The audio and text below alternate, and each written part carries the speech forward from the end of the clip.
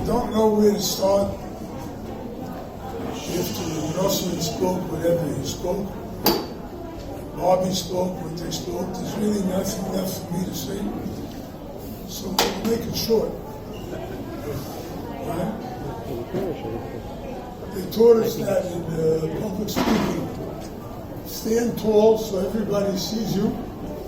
Speak loud that everybody hears you. And speak short that everybody will love you. Right? So that's what they taught us. Rebbe Zal was a Talmud Mufak by Rabbi Yaffin. It's Yosef Nevadik, one of the biggest Rosh Yeshivas there was in Europe, and he was later on in Brooklyn, in Borough Park. I was over to see Rabbi Yaffin several times. Rabbi Yaffin had a son, Rabbi Yankel Yaffin. He had a cup that was like, they talk about the ice in the cup from Europe. He had a cup that was incredible. Sharp, on the ball, he knew everything, an amazing guy. Rebbe was his chavrusa. Rav Yaffin matched him with his son, a Goy, Rabbi Yankel Yaffin. Shortly after Rebbe was nifta, I met him in the street here in Yerushalayim. And he says to me, what an Aveda, what a loss, what a loss. He says, everyone walks around, we heard before about the yeshiva bochum, they all walk around with the hat and the jacket, and Rebbe walked around with short sleeves, without a hat, no jacket, regular guy in the street. You look at him, you wouldn't think twice, this is a guy who has any kind of Yiddishkeit in him. Maybe he's Shomer Shabbos, maybe. If you knew him, right? Rabbi Native, you knew him, right? That's what you would think? Regular Shomer Shabbos guy. He said he was a guy, he was a yeshiva guy. He was someone, Kula Torah Kula. That's what Rabbi Yankel Yaffin, a Goyin Adir who's recognized by the whole yeshiva world. He said that to me about Rebbe. That's the kind of person we're talking about. As Reb Nosson said earlier, he was able to give us Tikkun Zoya, Midrashim, Gemaras, Chumash Rashi, stories. David Asulin that we heard about was with Rebbe in the hospital after the operation. And Rabbi Yankel Yaffin came to visit Rebbe. And David, those who know him, know that he didn't grow up yeshivish. One of the first things that turned him on to Yiddishkeit was, what bracha do you make on shrimp? Right? This was the background that David Asulin came from. Right? He had nothing to do. He met Rebbe. Right? But he was in the hospital talking to Rabbi Yankel Yaffin, a Goyin Adir. A Goyin Adir. And they're talking back and forth in Torah. Back and forth, back and forth, back and forth. And Yankel Yaffin looks at David. He says, you have no idea how fortunate you are that you had a Rebbe that gave you such information that you're able to discuss these Torah concepts with me. That's what Rabbi Yankel Yaffin said about David Asulin. Right? Your Rebbe was able to implant in you all these different ideas of Torah, Midrashim, stories, Zoya, Kisvei Ari, things like that. A guy who never opened a sefer in his life. I don't know what to say about this. As Bobby mentioned earlier, we're working how many years on the biography? 10 years. 10 spheres, right? We're working on it. It's a very hard book to put together. The first thing is emes. It's got to be emes, right? That's what we discussed the entire time. It's got to be true. There are certain things I can't verify, don't know, but it's got to be emes. Second thing is, as we know in English, too many cooks spoil the broth. And there's a lot of people that contributed to this Sefer. There's so many different things that it's got to work for everybody. It's got to work for everybody, because not everybody's going to be able to, this is my Rebbe, this is your Rebbe. We have to put that all together and make it work, to make it come together, that this is the Rebbe. We had a lot of discussions what to call the book. Didn't know. And we tried quite a number of titles. It was very hard. Just recently we came across, someone suggested title, The Legacy. The Legacy. Right? Now there are art scroll, so gesund and stark, they should be matzliach, whatever they do. But they've put out maybe 20, 30 biographies of Gedolim. I don't want to have to say anything really, but they're all the same. The guy was born at Tzaddik, and he grew up at Tzaddik, and he did everything that Tzaddik does, and he died at Tzaddik. There you go, right? But that's not the emes. I was complimented on 30 years ago on the biography of Reb Nosson, Through Fire and Water. Reb Nosson was a human being. He struggled. He had many struggles in his life, many problems, many difficulties. But that's how he became Reb Nosson. It's the same thing here. The same thing that you can say about Rebbe Zahn. The difficulties he faced as a child. He almost died from diphtheria when he was a year and a half. The problems that he had growing up, the poverty that they lived in Brownsville, in the Golden Medina, where gold grows on the streets, but they didn't find any. He had all the different problems that he went through to learn. And David, in those days, if a person stayed in yeshiva to learn, he was a chiddush otzum. A chiddush otzum. The Rebbe says in Sichas Haran, that in Sichas Sipurim, that if somebody will come a time when they'll wash for bread, that person will be a chiddush like the Baal Shem Tov. A chiddush like the Baal Shem Tov. In the 30s, when Rebbe was growing up, the depression, he learned in Torah V'das. And he learned. In those days, it was almost unheard of, that Yiddish people in New York, you had to go to college, you had to make money, that was all that was spoken about, right? Right? People fell away from Yiddishkeit in droves. Rebbe stayed with Yiddishkeit. He stayed with Torah. He stayed with learning. He went on to Beis Yosef, to Ram Yafin. His father, all of a sudden, Rabbi Yisrael Abba, had correspondence with Ram Sternhatz, Rabbi Koch of Levzon. And when he was nifter in 46, Rebbe took over. And Rebbe yearned to meet this man, this Rabbi Ram Sternhatz, which he did in 1949. Rabbi Chaim used to say about people who came to Breslov, Zois menuchosi adei ad. This is going to be my resting place forever. Poi eshev ki ivisia. I will stay here because this is what I want.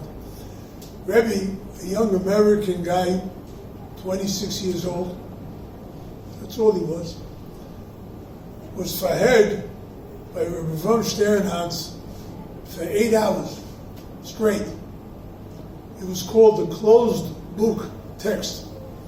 They sat opposite each other on the table, and the Rav Zal would ask him questions from all of Shas, all of Shulchan Aruch.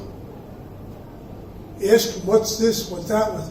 8 hours straight, without respite. Don't forget, Rav Zal at that time was 88 years old, an 88-year-old, but he did it. Rebbe looked at him, how do you do this for so long? He said, it's a Mishnah in Pirkei Avos. Ben Tishim L'Suach.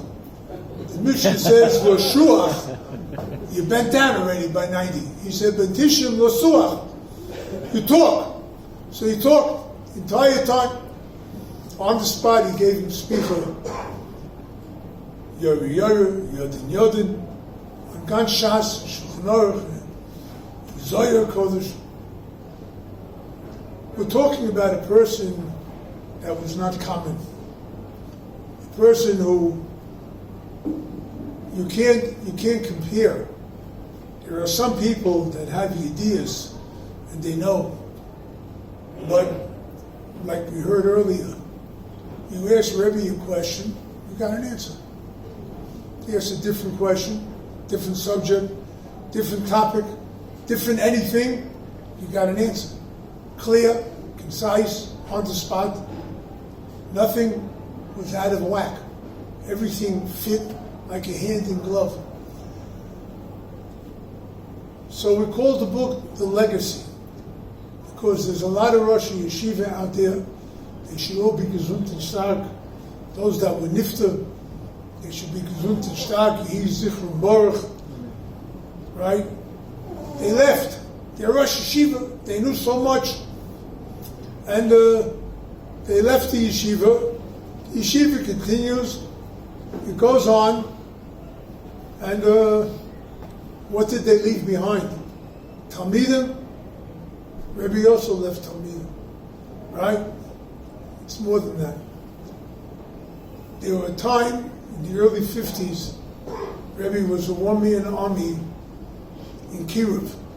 The only other ones that worked in Kiruv at that time were Chabad. The only ones. Not the Aguda, not anybody else. Right? He was a one-man army for Breslov. Nobody heard of Breslov. He was my Rebbe in 1958. Let's call it January 58. It was the first few months he was teaching. I didn't listen.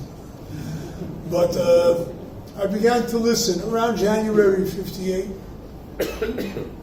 And I davened in a shtibel, a Chassidish shtibel, which made of Polish and English Yidden, Chassidish Yidden. And my grandfather, Olav Sholem, who was a Litvak from Kovna Yeshiva, he couldn't understand what Chassidus is all about, what's Breslov all about. So he found my Tikkun HaKlali, little sefer. He brought it into shul, to the shtibel, and he asked the people, what is this? A shtibel of Chassidish, English, Polish Yidden. Nobody knew what Rabbi Nachman of Breslov was. Nobody knew. Remember the shtibel, the Chuster shtibel? All right? Nobody knew, except for the guy who taught Mishnayos. The guy who gave the Shia Mishnayos between Mincha Meir. He looked at it, oh, yeah, das ist der Umne Chassidim, the Toite Chassidim. That's the way we would know. Right? The Toite, the dead Chassidim. Right? Nobody heard of Breslov. In those days, Rebbe was a one-man army that taught about Rabbeinu Zal. He said, here's the tzaddik emes. Here's the tzaddik that could rectify the entire world. Right? He had redifus. He had many redifus. Many redifus. The cops were called to his house on Pesach. Right? He kidnapped somebody because the kid didn't go home because the parents had chametz. And he made the kid frum. So the kid ran to Miri Yeshiva. They called the cops. He kidnapped our child. They went through the whole house, opening up closets that were closed for Pesach. Where's the kid? Where's the kid? And so on and so forth. He had people threaten his life. as we heard from Bobby, right? They weren't the first ones. There were others, right? There were others. They threatened his life, right? With all that, the tmimus and shitas, the simplicity of what it meant to be a yid, that was Rebbe. Simplicity, tmimus and shitas. And what could I say? I have a heart full of things that I would like to say, and yet it's impossible to really describe who we were zoicha to know. It took me many, many years. It wasn't until I began working in Kiruv myself, after I moved to Eretz Yisrael, some 20 years later, when I started teaching in Dvar Yerushalayim, that I had to work with the Bochum, boys from England, from America, houses. One guy had to run away from his house because he came home one day finding his father beating his mother with a hammer. And these are the kind of kids that came to yeshiva. They had to run away from the homes that they were at. And when these guys started asking me the questions, I said, wow. Right? I didn't have all the answers. I still don't. But Rebbe did. And he answered the questions. And today, we call it the legacy. You take a look at what he left behind. He made, at a time when there was people were running away from Yiddishkeit, he made many hundreds, perhaps thousands of people Shomer Shabbos. But these people had children, also Shomer Shabbos. These children had other children, also Shomer Shabbos. There's a fellow, Manny Haber, some of you may have known him or heard of him. He said to me once, when you think of the exponential growth of this one man, it's incredible to figure out what kind of person he was. He said he has a brother, Hillel Haber. Hillel came to Eretz Yisrael. It's a whole story how he became from, or whatever. And he became a Rav. He lived in Bayit Vagan. He studied in yeshivas. He went back to America. He opened up a Sephardic high school. Right? You know Hillel? Right? Good man, right? Even his brother Avram is also a good man, right? So Hillel opened up, he had like 15, 20 boys the first year. They have graduated, thousands of students, thousands have graduated from that yeshiva. Why? Because one man, Rebbe, was makar of these people. Thousands became Shomer Shabbos. Shomer Shabbos, eat kosher, they performed the mitzvahs, all because of this one man. So it's a legacy. But he didn't just leave over students. He left over shiur, tapes. How many? Thousands of hours? Hundreds of hours, huh? Thousands of hours. Bobby is the expert, by the way, so we'll defer to him. Shiurim, today I meet people. I heard these shiurim from Rabbi Rosenfeld. He's my Rebbe. You never saw him, you never heard of him 5 years ago. He's my Rebbe. And this is the legacy that he left behind. Right? If the world turns to a Reinu Zal now, as we heard earlier from Nosson, right? Torah Samach, the Rebbe says, a person has to do something. Shekol Yahadusay Toliboy. His whole Yiddishkeit is dependent on it. Right? Going in Soya, the Tzaddik Amiti, go to the Tzaddik Amis, right? It was Rebbe who brought that out into this world. I'm very thankful to Hashem that I merited to work a little bit on the biography. I'm very thankful to Hashem that I knew Rebbe. Anything that I have today, anything, is all from him, all through him. May Hashem help that we all walk away from here with something of Rebbe's, something. One shir, one word, one is chaskas, one is oirus, right? And we bring it home with us, and we internalize it. It will make it part of our lives. If we do that, we've already attached ourselves to Rebbe. And Ram Sternhans said to Rebbe once, your students will be my students. Your students will have a direct kesher to Rabbeinu Zal.